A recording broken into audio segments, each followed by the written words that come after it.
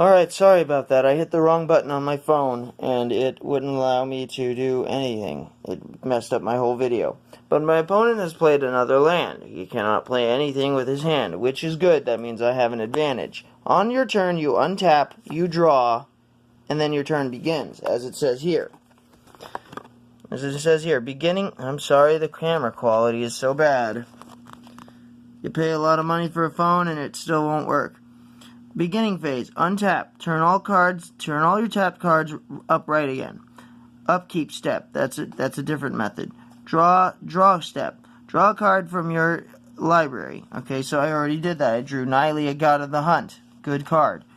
Your main phase, play a land. If I have any land, I can play a land.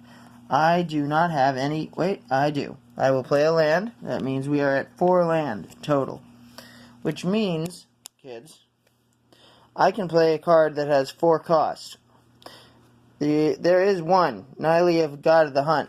We're going to go ahead and play Nylea, God of the Hunt. We're going to tap 4, play Nylea. Now, Nylea is a different creature card than this card. She is indestructible. What that means is she can't be destroyed if you reduce her toughness, the second number here, to 0. Or, if a card says destroy, she's not destroyed. I'll explain later. As long as your devotion to green is less than 5, which it is. Devotion to green is 3 right now, as far as I know. Each green in the mana costs of permanents you control. Yes, my devotion to green is technically 1, because she produces 1 for me as of right now. Less than 5. The mana cost of permanents... Nylea isn't a creature, which means I can't attack with her. But she still provides my creatures with this. Trample. What trample does is I'll explain later. As of right now, it's my opponent's turn. My opponent has... focus, camera. My opponent has played a very odd card. Evolving Wilds, as you can see here. Evolving Wilds is a land, and it's not focusing again. Focus. Thank you. Sacrifice Evolving Wild, search your library for a basic land card, and put it into the battlefield tap. Then shuffle your library. So what my opponent can do with this is, on my turn, he's going to, what is known as, crack the card, send it to the graveyard, and search his library for a card to play. I'll be right back. Now, as you can see, my opponent has sent his Evolving Wilds to the graveyard and played a forest tapped on his field. That doesn't untap until his turn. My turn. I turn my cards, untap my cards, the untap step, the upkeep step, the draw step. Land. We got another land. We're up to 5 land. That's good. Now then, what can we do with 5? I can play Vivien Ride. Vivien here is a planeswalker. What planeswalkers do is they basically grant buffs and things to your creatures. I'm going to play Vivien. Now, how she works is loyalty. Devotion, I think it's called. She starts with 5, so I'm going to grab some dice as soon as I can find my dice. I'll be right back, everybody. Alright, everybody, I am back. Yeah, ignore this. This is a D&D book. I don't need to tell you guys about Dungeons and Dragons. I don't play it that often. I actually got a session today. But this here is my dice bag. Now what I need here, perfect. A D6, 5. There. She has 5 devotion. I need my camera to focus. Alright. Now what she can do, let me focus it again. She says, look, if I give her a +1, I look at the top 4 cards of my library. I may reveal a creature or land from among them and put them into my hand. Put the rest on the bottom of my library in any order. Why is this good, you might ask? Why would you want to do this? Well, here, let me show you. I'll give her a +1. She's now 6. 1. I reveal them. Oh, no, it says look. Okay. I cannot... When a card says reveal, you must reveal. But my opponent cannot see the cards. So only I get to see them. Ooh, we got some good stuff here. Now, I got a good choice here. I can pick Silklash Spider for those flying dragons when they come out eventually. I can pick Incubation Druid, even though all my creatures have Indestructible. Or I can pick Nessian Asp. As right now, I have no land, so I can't play anything. So anything I choose won't matter. But I think I'm going to go with Silklash Spider. So we're going to put Silklash Spider in my hand, which is over here. And we're going to put the rest on the bottom of my library in any order.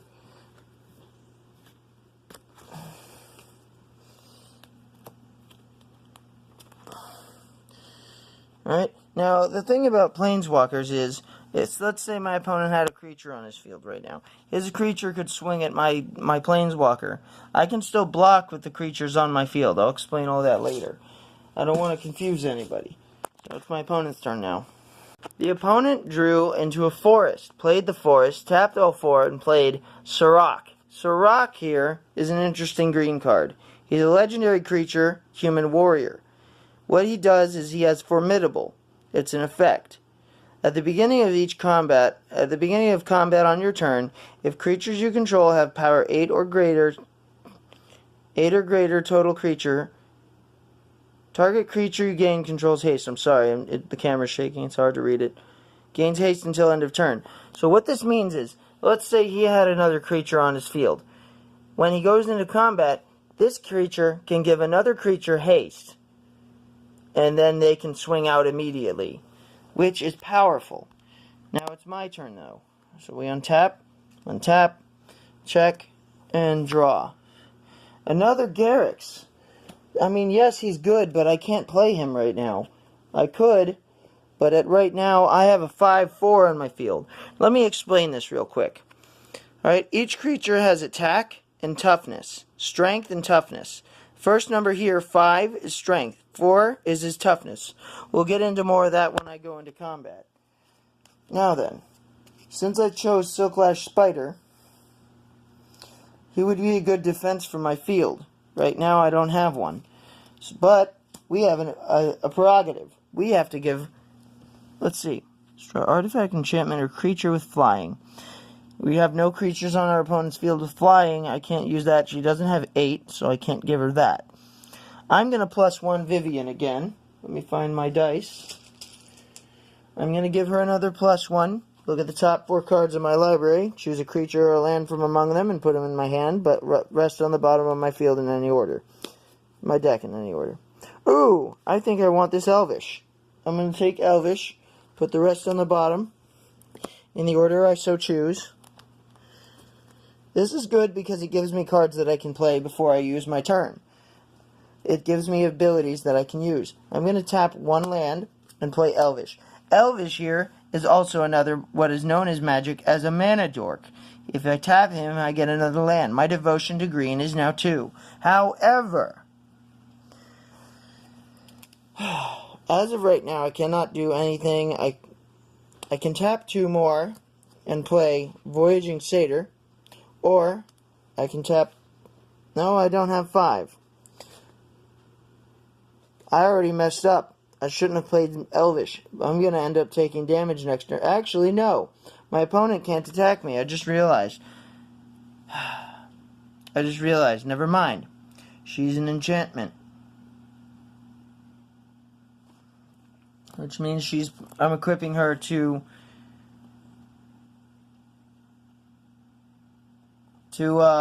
my card. She's not a creature yet because my devotion is only 2.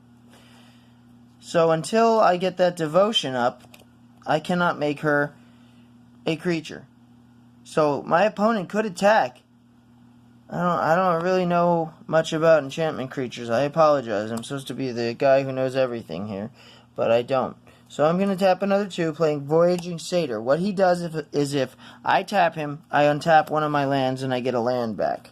But right now he has Summoning Sickness, so I cannot. My opponent's turn. My opponent has chosen to play a sorcery card. These can only be played on your turn.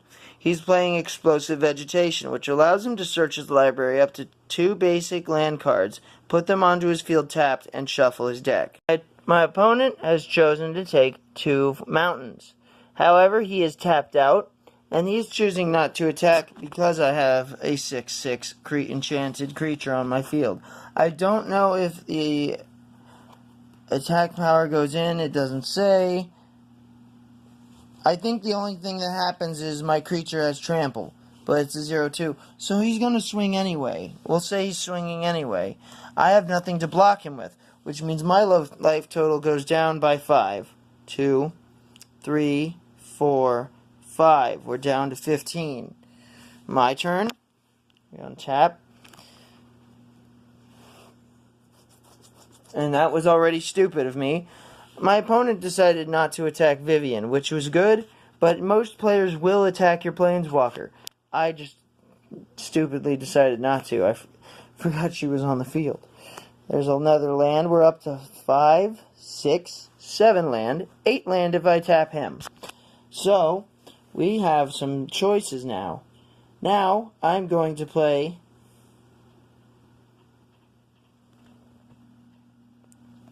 Oh, I am terribly sorry, everybody. I've been getting this wrong this whole time. My devotion to green is 1, 2, 3, 4. As you can see, it says in the cost of permanence. 5, 6. So she's now a creature, which means my creatures have trample. I was getting that all wrong. I apologize. Me and my stupid self. So now I have options. We can play Silklash Spider or Garruk's Pack Leader. I prefer to play Garruk's Pack Leader first, due to the fact that he gives me draw power whenever I play a big creature, which is really one of the favorite features of my deck here. Whenever another creature with power 3 or greater, that first number right here, enters the battlefield under your control, you may draw a card. So, I'm going to tap Voyaging Satyr right now, untap a land. You're probably wondering why. Because I still have 1, 2, 3 land, I can't do anything with that. However, I can +1 Vivian again. 1, 2, 3, 4. Is it 5? It's 4. So we're gonna... If I drew 5 earlier, I'm sorry. I'm gonna take my Mana Dork. Another Mana Dork. Wonder why? Well, you'll see. And I'll put this under there. Sorry if you can't see that part. Now that I have that, I can tap 2 more land and play my Mana Dork. This means my devotion to green has just gained another one. 1, 2, 3, 4. You see these? This is your devotion. 1, 2, 3, 4, 5, 6, 7, 8. My devotion to green is now 8. I usually like to keep my Mana Dorks all in like one area. So now I have a 6/6 on my field. My opponent will not attack me next turn. His turn is next. We might be in trouble, guys. My opponent just played one. Not only did he play Cinderglade, which only plays into the field untapped if you have 2 or more land on your field, but then he tapped 4 and played Thunderbreak Regent, a 4/4 with flying. Flying creatures cannot be touched by anything that doesn't have reach or flying. None of my creatures have that.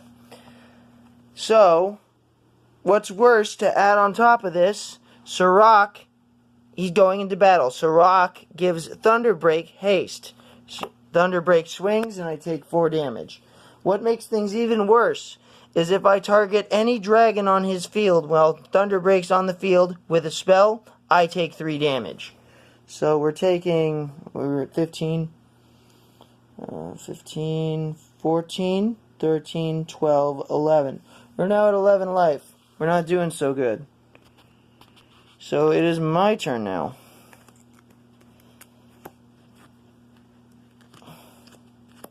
He's not going to swing with Serac due to the fact that I have the land field covered. So it is my turn. We're going to untap. Now if you forget to untap during your untap step, you cannot untap. Period. That's a rule. Ah, Giant Growth, you won't do me no good. However, I still have Vivian. I'm sorry, let me redo that. He's going to attack Vivian, so we're going to take away 4 from Vivian. She's down to 4. Dropping her loyalty down to 4. Then it's my turn. Sorry. So I'm still at 15 life, but Vivian's down to 4 loyalty. Alright. My choice is I'm going to tap 4. I'm sorry, wait. I'm going to +1 Vivian, put her at 5. take 4 cards, play them on the field so you guys can see them. And 4. Ooh, good choices. I'll take another Incubation Druid. Heir of the Wilds isn't that great. And then I'll put the rest on the bottom of my library. Now, we have choices. I have 5 land, 6 land, 7, 8 land, 9. You want to know why this is giving me 2 land? It's because I have a creature with 4 power or greater on my field. She counts as 2 land. Now, if I wanted to, I could tap 5 and give her a +1/+1, making her 3 land. 3, 4, 5, 6, 7, 8, 7. But, as of right now, I'm not in need of that much land. So, on this deck is just getting started, guys. This is just the beginning. So we're just going to tap 5 and play Silklash Spider so that we can stop that flying creature. We're still at 15 life. And since I played a creature with... I'm sorry, no. I don't draw a card because that's only 2 toughness. And then I'm going to tap 1, 2, 3. And untap and tap 4, 5. Give her +1/+1. 3 +1/+1. She's now a 3/5. And she counts as 3 land from now on. So we're going to take another... There. That's how you signify that a creature has +3/+3. Remember, all my creatures still have trample. But I cannot use trample if I do not have tough enough creatures. My opponent's turn. My opponent has chosen not to do anything on his turn due to my Silklash Spider being a 2/7 with reach. Which means if he was to attack and I was to block, his creature would deal 4 damage to my 7 toughness, which isn't enough to kill it, and then my creature wouldn't kill it either because it's a 4/4. So no one would die. It would be a pointless effort and he would just waste a swing, leaving himself open. So my opponent chose not to swing. I've drawn into another forest. Not that I need another forest, but we're going to +1/+1 Vivien. +1 Vivien. Oh, there we go. We're hitting some big creatures now. Arbor Colossus and another Garrux. I'll take Arbor Colossus, but I'll put a Garrux on the top. I'll put Nyssa's Pilgrimage at the bottom. Alright, and then we're gonna take Arbor Colossus, and since Arbor Colossus has reach and Monstrosity, Monstrosity is one of my favorite abilities in this game. What Monstrosity does is if you pay that amount, of 6, he gets +3/+3. When he becomes monstrous, he destroys the target creature with flying that an opponent controls. So we're gonna go for that. We're gonna tap 3, 4, and 5. He costs 5 to play. There he is. And since I played a creature with 3 toughness, 3 or greater strength, 3 or greater power, I draw a card. I drew another forest. Alright, and then we're going to tap 1, 2, 3, 4, 5, 6. He gets +3/+3, and we're going to destroy Thunderbreak Regan. Since Thunderbreak wasn't targeted by a spell, his effect doesn't go off. As far as I know. Let me double check that. A spell or ability, yes, so we take 3 damage. Not a big deal. So we're down to 13, 12. What the hell is going on? I don't know. Anyway, so now that we have Arbor Colossus on the field, the dragon has been dealt with. We've already +1/+1 Vivien. We still have trample. He has... I'm going to swing out for 2/7. He's going to block for 2/5/4. I gotta stretch. And what this happens, let me explain again. My creature deals 2 damage to him. His toughness is 4. Hold on. His toughness is 4, so he only takes 2 damage. He's down to 2 toughness. This creature deals 5 damage to him. His toughness is 7. So 6, 5, 4, 3, 2. He'd be down to 2. So neither of them kill each other, and that's just how it happens. Nobody takes any damage. Now it's my opponent's turn again. The opponent has chosen to play a sorcery card. Nissa's Renewal. Search his library up to 3 basic land cards, put them onto the battlefield tapped, then shuffle your library. He gains 7 life. So now he's at 27 life, and he gets 3 more land added to his field. Since my opponent can't do anything, he's going to pass to me, and it's my turn. Now, I have a 9/9 on my field. Let me get another die here. Where are the good ones? There they are. Yeah, he is a 9/9 with reach on his field, so my opponent was smart not to attack. However, he's saving his 1 blocker. He has 1 block. I drew into Rampant Growth, which I do not need right now. I'm going to +1 Vivian. Let me get another die. Got a lot of dice in here. Oh, my metal die. This is a metal dice. It's pretty cool. So she's now at 7, and I reveal 1. Oh, there he is, ladies and gentlemen. It's the Death and Destruction card. 2. Ooh, another one. 3. And 4. Alright, I'm going to take Ghalta here. Why do I say Ghalta is the best card in this deck? Well, not only is he a 12/12 with Trample, but he costs X amount less to play, depending on the total power of creatures I control. So the total power I have is 2, 4, so 6, 12. So already, do you see that number? He now costs me 2 to play. He's beautiful. I love him. We're going to put the rest on the bottom of my library. And then we're going to play. So here we go. We're going to play Ghalta for 2. I forgot to untap my Incubation Druid. Oh well. Ghalta, 12/12, and I draw a card because he's a 3 power. Oh, we drew Aggressive Mammoth. Now see, this is where the deck shines. This is where the deck does its job. Not only is aggressive, this guy is giving my creatures trample, but this guy will as well.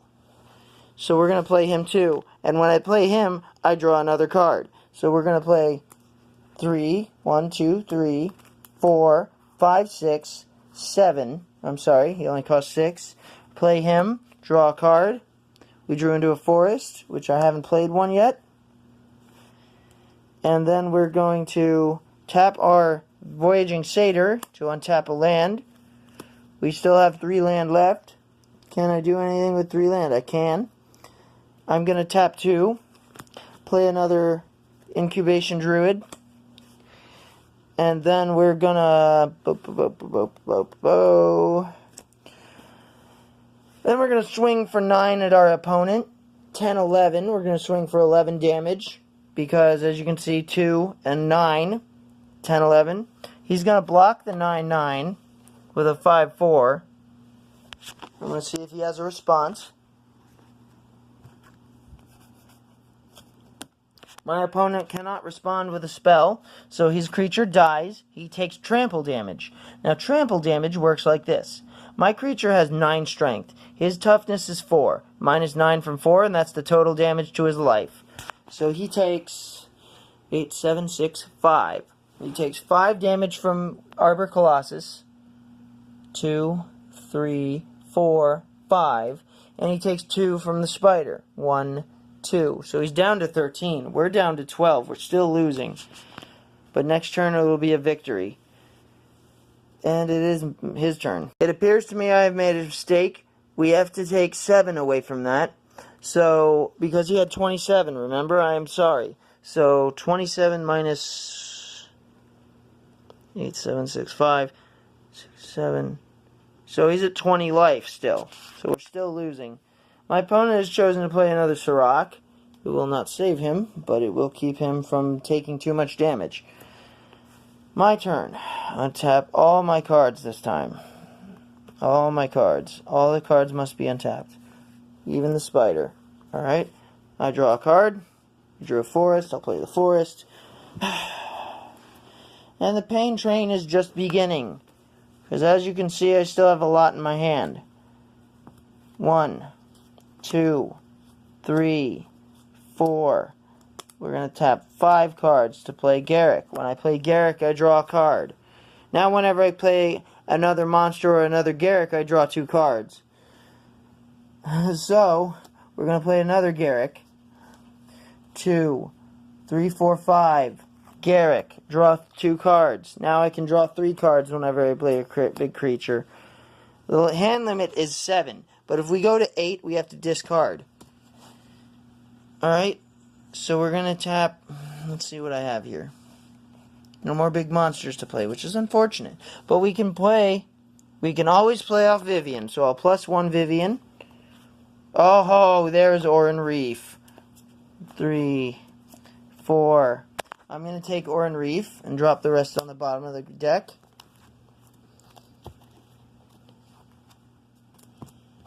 Alright. We still have 1, 2. I'm going to tap this one, bring back a land. 1, 2. Oh, we only have 2, 3 land, 4 land, 5 land, 6 land? Dang, we still have 6 land to go. And then that's game, I'm unfortunately going to have to say, because my legs are getting sore, we need to end this. 1, 2, 3, 4, 5, 6. Tap 6. Oran Reef, we draw 3 cards. 1. Sorry, the camera's going out of focus. Focus, focus, focus, focus. Camera's not focusing. Ah, my legs. There we go. Alright. 2. Oh, we drew another Planeswalker. 3. That's all I draw? Yes. Now then we've played him. Every time we play a forest, he gains +2/+2. Which makes... He can get huge. So we're going to swing out for 12. Frickin' 21. More. I'm sorry, I just played these 2. I can't play that. More. We're swinging for over 20 damage. That's game. He can't block all that, so he loses. That is how you play Magic the Gathering.